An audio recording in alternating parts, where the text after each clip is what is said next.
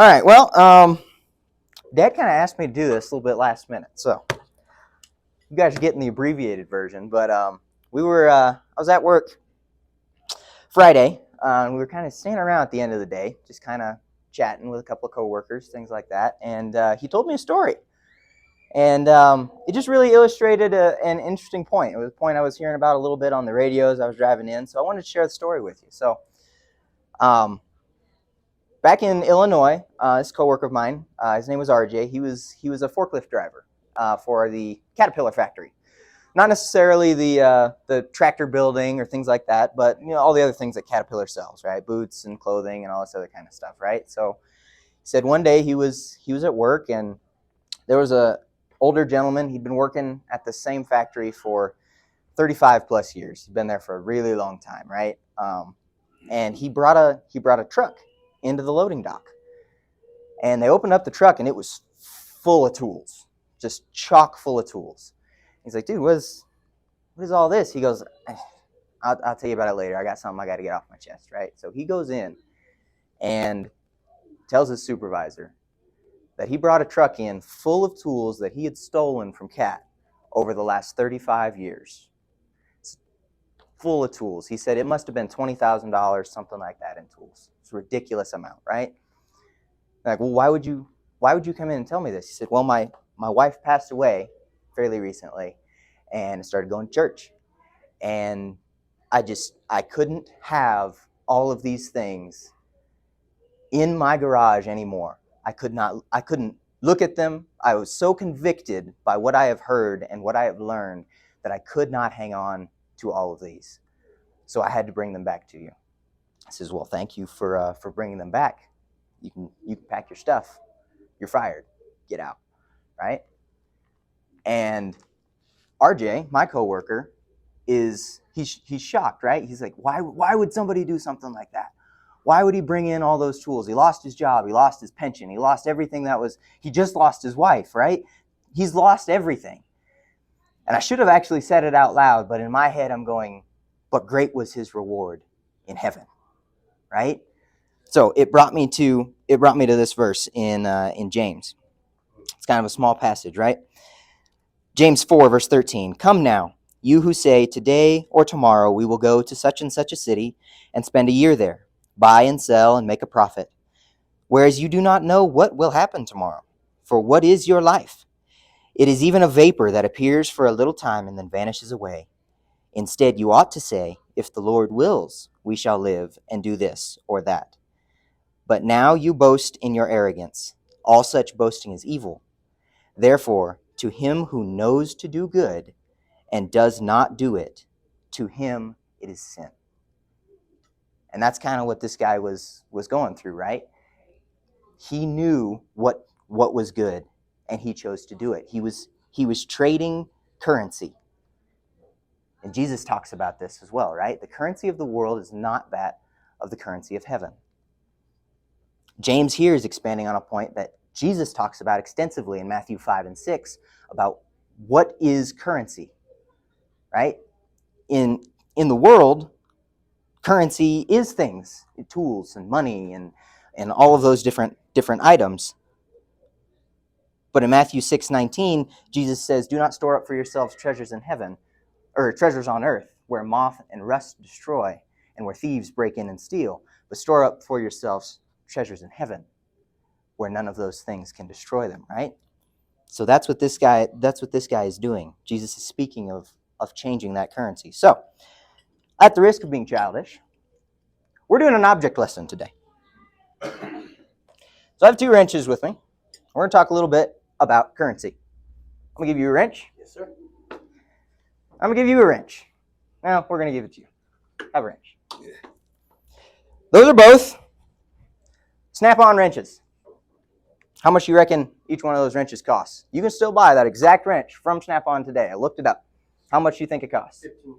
$15. I'm going to say $18.99. $55? Price is right. $55 and some change. $51 and some change for a single wrench. Wow. Okay? I have here a $20 bill. I'll give that one to you, Mr. Rock. Who has more currency? You do. Actually, I think you do. I'm going to say it depends. If all of you walk into a grocery store right now, who can walk out with groceries? Rock can. Why? Because he has currency that is acceptable at a grocery store.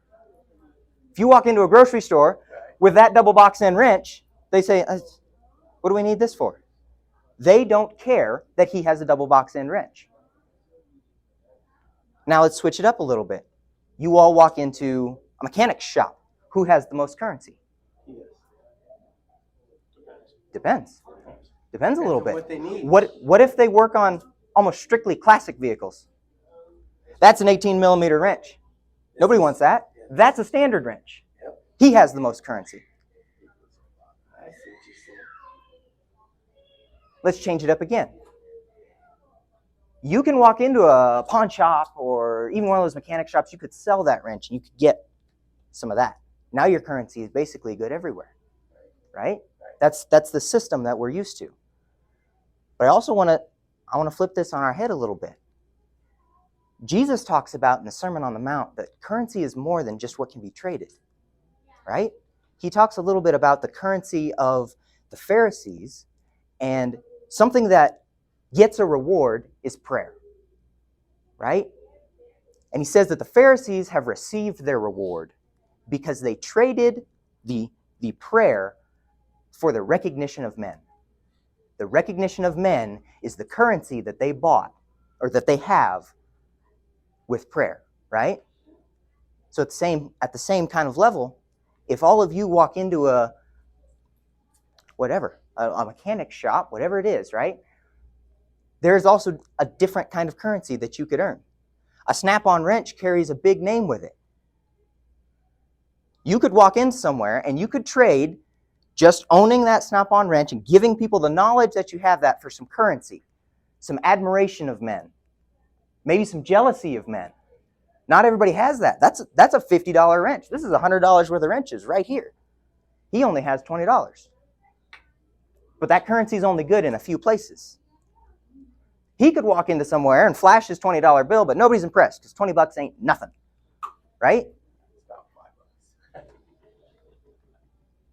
But in your lives, in those kinds of situations, what is the currency that you are seeking? Are you trading, every time you do a good deed, do you trade the currency of heaven that will be your reward there for the recognition of man?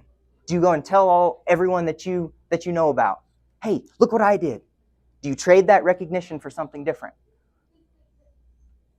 Do you pray out loud and in public spaces and all those kinds of things? Maybe we don't realize it so much.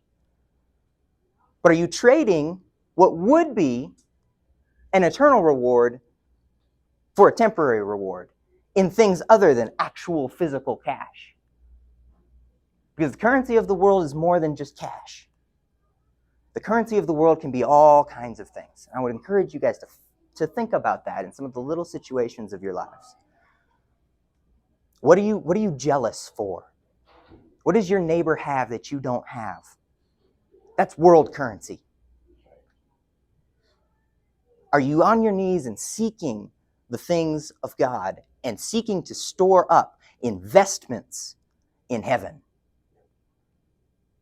Things as simple, again, we see straight from Jesus. Prayer, something as simple as prayer, has currency in heaven. How many other things could we be storing up? Treasures in heaven where it is eternal. It's been a year and a half now since my grandpa passed away. I have wrenches from him. He didn't take them with him. I can't take these two with me. They are useful for a time. But I almost brought it in with me, and maybe I should have.